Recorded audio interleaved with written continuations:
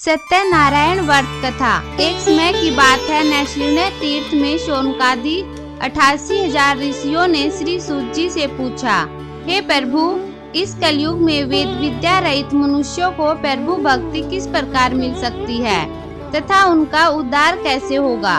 हे मुनिश्रेष्ठ, कोई ऐसा तप बताइए जिससे थोड़े समय में ही पुण्य मिले और मनोवांछित फल भी मिल जाए। इस प्रकार की कथा सुनने की हम इच्छा रखते हैं। सर्वशास्त्रों के ज्ञाता सूत जी बोले, हे वैष्णवों में पूज्य, आप सभी ने प्राणियों के हित की बात पूछी है, इसलिए मैं एक ऐसे श्रेष्ठ व्रत को आप लोगों को बताऊंगा जिसे नारद जी ने लक्ष्मी नारायण जी से पूछा था और लक्ष्मीपति ने मुनि श्रेष्ठ नारद जी से कहा था। आप सब इसे ध्यान से सुनिए।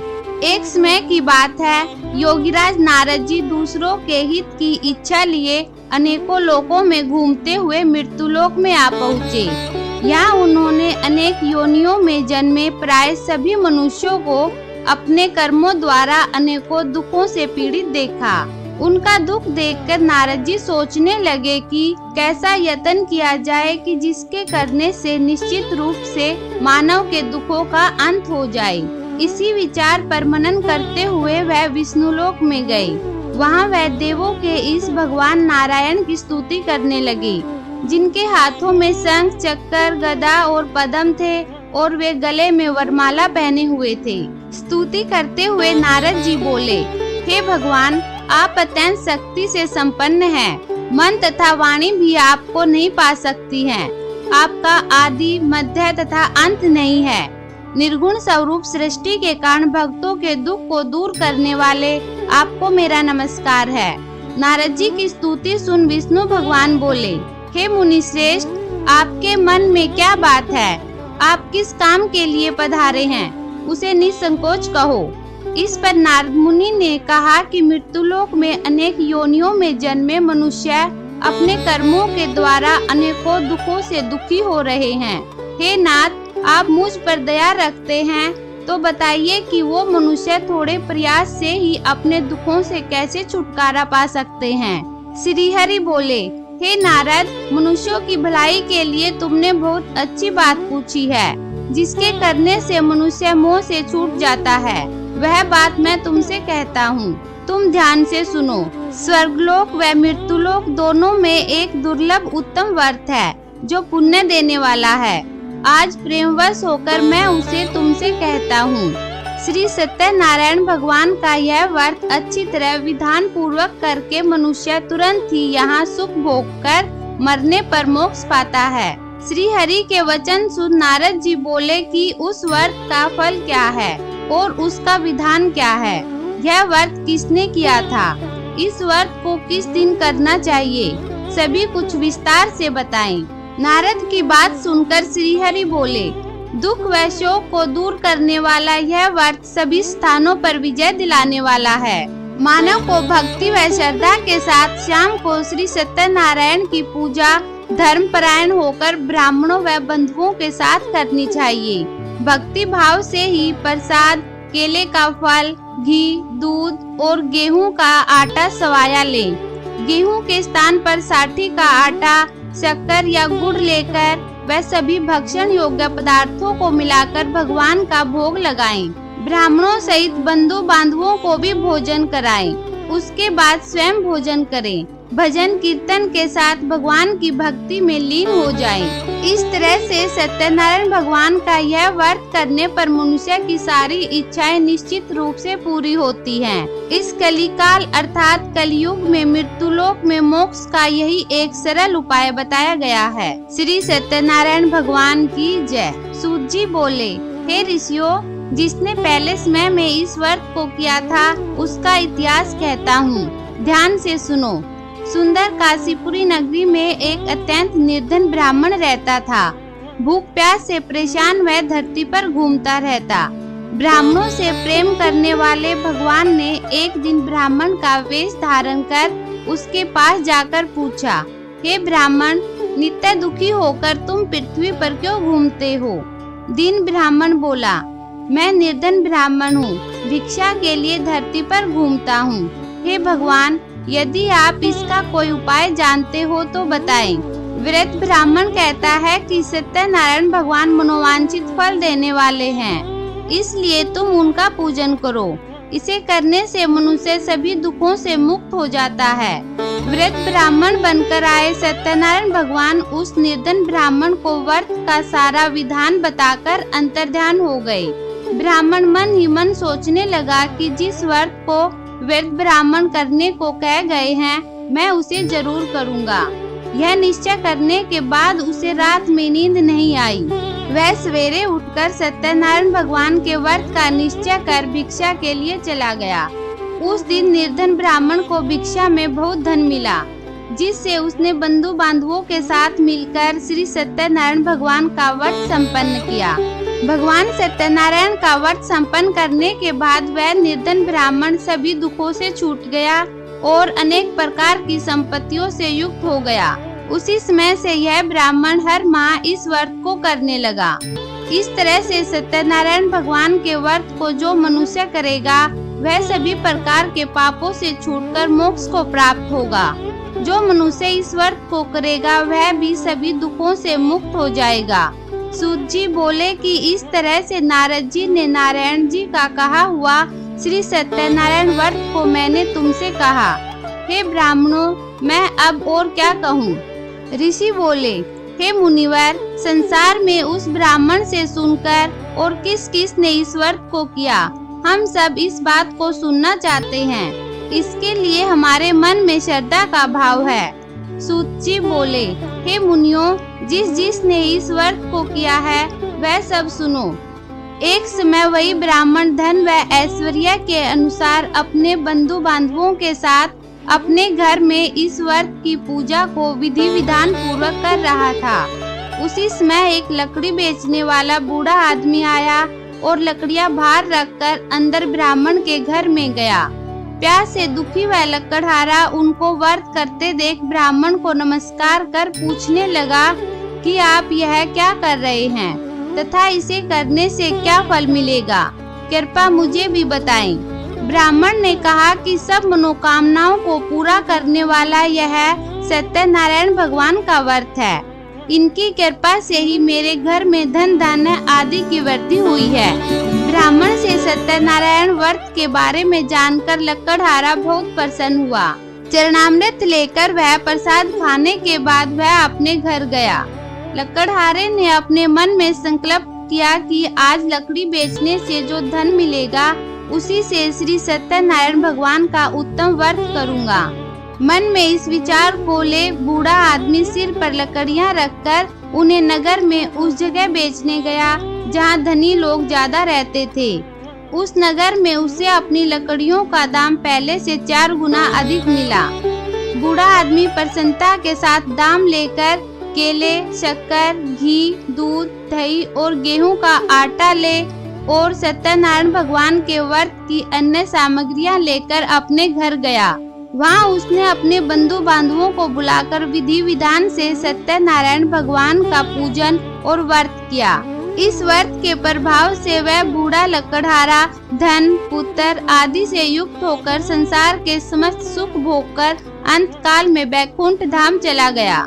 श्री सत्यनारायण भगवान की जय। सूत जी बोले, हे श्रेष्ठ मुनियों, अब आगे की कथा कहता हूँ। पहले समय में उल्कामुख नाम का एक बुद्धिमान राजा था। वह सत्यवक्ता और जितेंद्रिय था। प्रतिदिन देव स्थानों पर जाता और निर्धनों को धन देकर उनके कष्ट दूर करता था। उसकी पत्नी कमल के समान मुख वाली तथा सती साध्वी थी। भद्रशिला नदी के तट पर उन दोनों ने श्री सत्यनारायण भगवान का व्रत किया। उसी समय साधु नाम का एक वैश्य आया।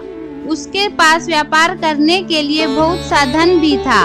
राजा को व्रत करते देखकर वह विनय के साथ पूछने लगा, हे राजन, भक्ति भाव से पूर्ण होकर आप यह क्या कर रहे हैं? मैं सुनने की इच्छा रखता हूँ, आप मुझे बताएं। राजा बोला, हे साधु, अपने बंधु बांधवों के साथ पुत्रादि की प्राप्ति के लिए एक महाशक्तिमान श्री सत्यनारायण भगवान का व्रत व पूजन कर रहा हूँ। राजा के वचन सुन साधु आदर से बोला, हे राजन, मुझे इस व्रत का सारा विधान कहिए। आपके कथानुसार मैं भी इस व्रत को करूँगा। मेरी भी संतान नहीं है और इस व्रत को करने से निश्चित रूप से मुझे संतान की प्राप्ति होगी। राजा से व्रत का सारा विधान सुन व्यापार से निवृत्त हो वह अपने घर चला गया। साधु वैश्य ने अपनी पत्नी को संतान देने वाले इस व्रत का वर्णन कह सुनाया और अपनी पत्नी लीलावती से कहा कि जब मेरी संतान होगी तब मैं इस व्रत को करूँगा। एक दिन लीलावती पति के साथ आनंदित हो सांसारिक धर्म में प्रवृत्त होकर सत्यनारायण भगवान की कृपा से गर्भवती हो गई। 10वें महीने में उसके गर्भ से एक सुंदर कन्या ने जन्म लिया। दिनों दिन वह ऐसे बढ़ने लगी जैसे कि शुक्ल पक्ष का चंद्रमा बढ़ता है। माता पिता ने अपनी कन्या का नाम कलावती रखा। एक दिन साधु की पत्नी लीलावती ने मीठे शब्दों में अपने पति को याद दिलाया कि आपने सत्यनारायण भगवान के जिस व्रत को करने का संकल्प किया था उसे करने का समय आ गया है।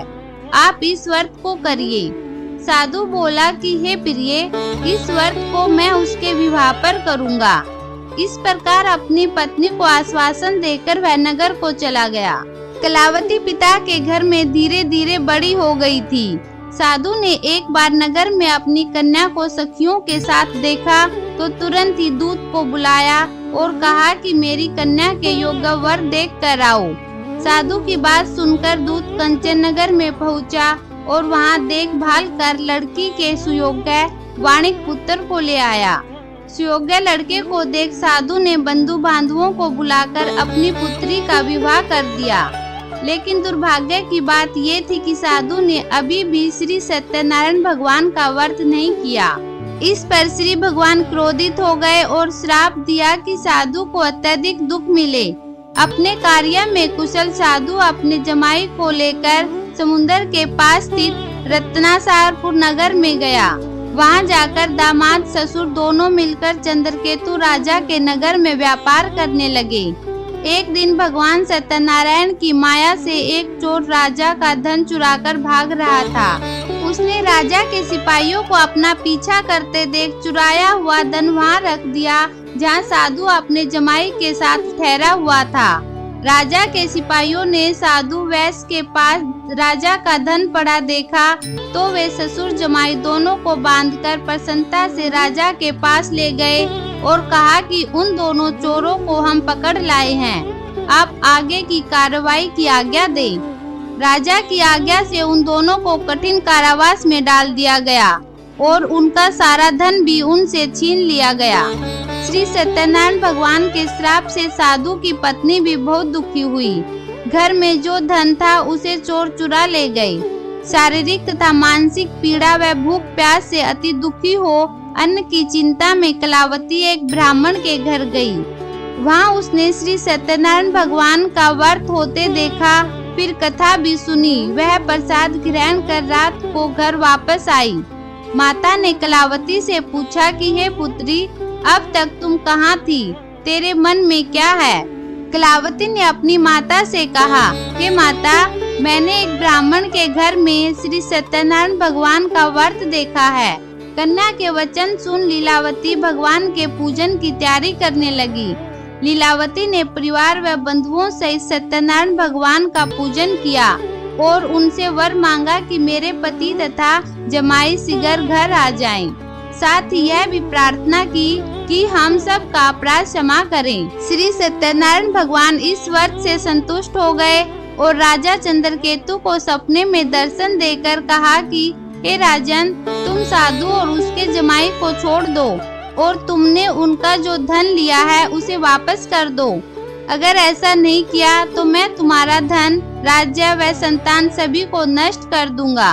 राजा को यह सब कहकर वह अंतर्ध्यान हो गई। प्रातःकाल सभा में राजा ने अपना सपना सुनाया, फिर बोले कि उन दोनों को कैद से मुक्त कर सभा में ले आओ। दोनों ने आते ही राजा को प्रणाम किया। राजा मीठी वाणी में बोला, हे महानुभावों, भाग्यवश ऐसा कठिन दुख तुम्हें प्राप्त हुआ है, लेकिन अब तुम्हें कोई भय नहीं है। ऐसा कहकर राजा ने उन दोनों को नए वस्त्राभूषण भी पहनाए और जितना धन उनका लिया था उससे दुगना धन वापस कर दिया।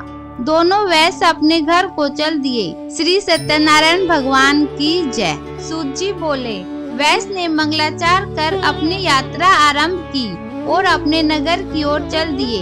उनके थोड़ी दूर जाने पर एक डंडी बेचतारी श्री सत्यनारायण ने उनसे पूछा, हे साधु, तेरी नाव में क्या है? वह वणिक हंसता हुआ बोला, हे दंडी, आप क्यों पूछते हो? क्या धन लेने की इच्छा है? मेरी नाव में तो बेल व पत्ते भरे हुए हैं। वैश्य के कठोर वचन सुन भगवान बोले, तुम्हारा वचन सत्य हो। दंडी ऐसे वचन कह वहाँ से दूर चले गए।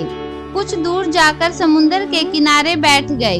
दंडी के जाने के बाद साधु वैश्य ने नित्य क्रिया के पश्चात नाव को ऊंची उठते देखकर अचंभा माना और अपनी नाव में बेल पत्ते आदि भरे हुए देखकर वह मूर्छित हो जमीन पर गिर पड़ा। मूर्छा खुलने पर वह अत्यंत शोक में डूब गया। तब उसका दामाद बोला कि आप शोक न मनाएं, यह दंडी का शाप है, इसलिए हमें उनकी शरण में जाना चाहिए, तभी हमारी मनोकामना पूरी होगी।